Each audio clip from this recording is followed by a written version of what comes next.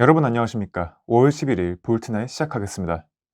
첫 번째 소식을 전해드리기에 앞서서 볼트나잇이 사연 콘텐츠에서 테크뉴스 콘텐츠로 개편되었다는 점 안내드립니다. 개편된 볼트나잇도 많은 사랑 부탁드립니다. 첫 번째 소식입니다. 그동안 소비자의 자가 수리를 허용하지 않았던 애플이 4월 27일부터 셀프 서비스 수리 프로그램을 시작했습니다. 하지만 여러 문제점도 있다고 하는데요. 자세한 내용은 현성우 기자가 전해드립니다. 그동안 애플 제품의 수리는 애플 스토어의 지니어스바나 공인 서비스 센터에서만 공식적으로 진행됐습니다. 지난해 7월 미국 조 바이든 행정부의 연방거래위원회에서 일부 가전업체가 수리에 대해서 소비자의 선택을 제한하는 행위를 개선하라는 지시를 내리고 연방의회에서도 이와 관련된 법안이 제출되자 같은 해 11월 27일 애플은 셀프 서비스 수리 프로그램을 발표했고 발표 5개월 후인 지난 4월 27일 미국에서 셀프 수리 서비스가 시작되었습니다. 현재는 미국에서만 이용 가능하며 연말에는 유럽으로도 확대된다고 하지만 국내 서비스는 아직 예정되어 있지 않습니다. 이 서비스는 온라인 스토어를 통해 부품을 주문하고 택배로 배송받아 사용자가 직접 수리한 시스템인데요. 주문할 부품을 선택하는 방법을 보여드리도록 하겠습니다. 셀프 서비스 수리 스토어에 접속한 후 스타트 유얼 오더로 진입합니다. 프로덕트에서 제품군을 선택하면 되는데 현재는 아이폰만 지원되고 있습니다. 그 다음에 프로덕트 모델에서 수리할 제품을 선택하시면 되는데요. 저는 아이폰 13 프로 맥스로 해보겠습니다. 마지막으로 리페어 타입에서 구매할 부품군을 정하면 됩니다. 현재 구매할 수 있는 부품은 배터리, 하단 스피커, 카메라, 디스플레이, 심트레이, 탭틱 엔진입니다. 다만 페이스 아이디나 메인보드처럼 더욱 정교한 수리를 요하는 부품은 자가 수리가 불가능합니다.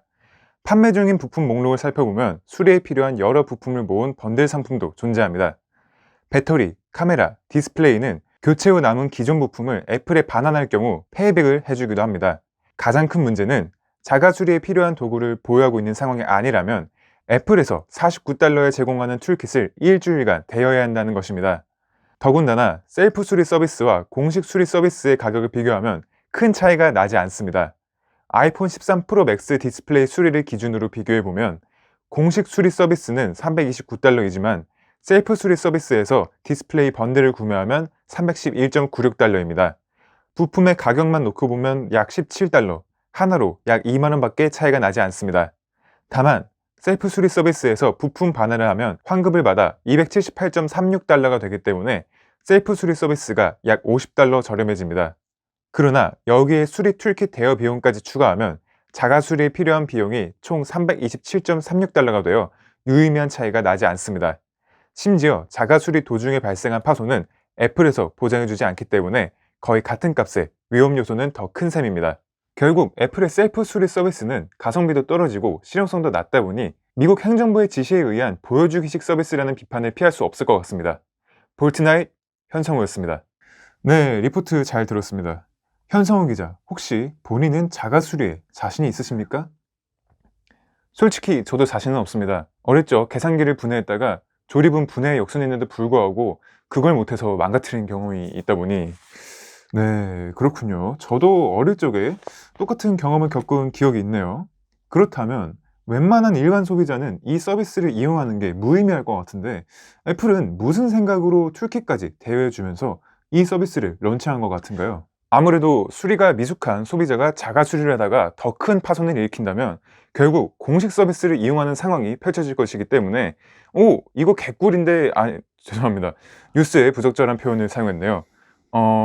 이렇게 추가적인 수입을 올리는 게 오히려 개이득이라고 생각하지 않았을까 싶습니다. 자, 현성우 기자, 바른 어휘를 사용해 주시기 바랍니다.